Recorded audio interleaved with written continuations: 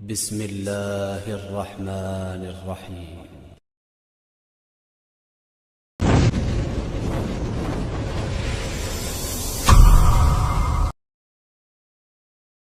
حضرت موسیٰ علیہ السلام اور فرعون کا واقعہ، ایک جامع اور مؤثر بیان۔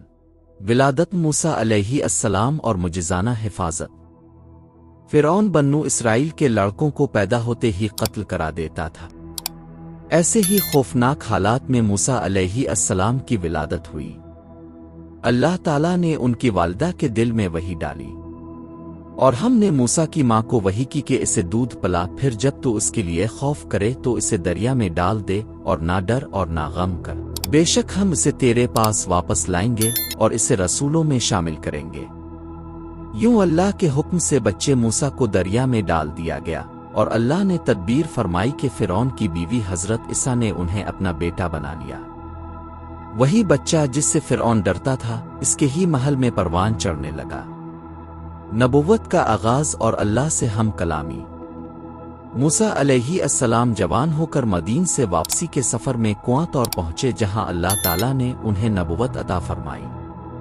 اور جب موسیٰ مقررہ وقت پر حاضر ہوئے اور ان کے رب نے ان سے کلام فرمایا، اللہ نے انہیں 2 عظیم معجزات عطا کیے: عصا کا زندہ اژدھا بن جانا، ہاتھ کا سفید نور کے ساتھ روشن ہو جانا۔ یہ معجزات فرعون کے سامنے حق ظاہر کرنے کے لیے دیے گئے۔ فرعون کے دربار میں دعوت حق۔ اللہ نے حکم دیا کہ موسیٰ اور ان کے بھائی ہارون علیہما السلام فرعون کے پاس جائیں اور اسے اللہ کی اطاعت کی دعوت دیں۔ پس دونوں اس کے پاس جاؤ اور کہو کہ ہم تیرے رب کے بھیجے ہوئے ہیں، بنی اسرائیل کو ہمارے ساتھ بھیج دے۔ لیکن فرعون غرور میں ڈوبا ہوا تھا اور کہتا تھا، میں ہی تمہارا سب سے بڑا رب ہوں۔ یہ تکبر اس کی بربادی کا سبب بنا۔ جادوگروں کا مقابلہ اور ایمان۔ فرعون نے موسیٰ علیہ السلام کی نبوت کو جھٹلانے کے لیے ملک بھر کے جادوگر جمع کیے۔ انہوں نے رسیاں اور لکڑیاں پھینکیں جو نظر کے دھوکے سے سانپ معلوم ہوتی تھیں۔ اگر جب موسیٰ علیہ السلام نے اللہ کے حکم سے اپنا عصا ڈالا تو وہ اژدھا بن کر سب جعلی جادو کو نگل گیا۔ پس حق ثابت ہو گیا اور جو کچھ وہ کرتے تھے وہ باطل ہو گیا۔ حق واضح ہوتے ہی جادوگر سجدے میں گر پڑے اور ایمان لے آئے۔ یہ ایمان فرعون کے ظلم کے سامنے حق کی سب سے عظیم گواہی تھی۔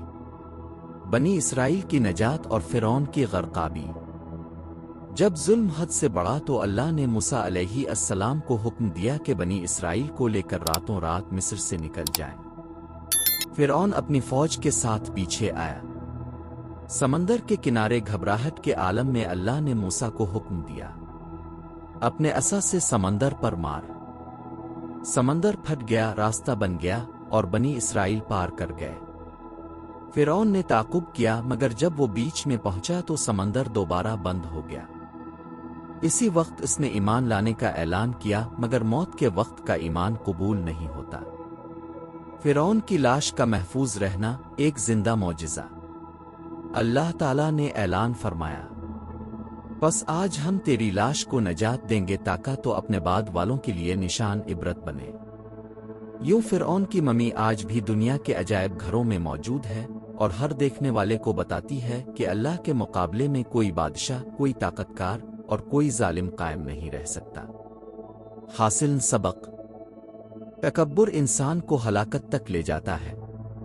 اللہ پر توکل کرنے والوں کی مدد ضرور ہوتی ہے۔ ظلم کی حکومت چاہے کتنی ہی مضبوط ہو، انجام میں مٹ جاتی ہے۔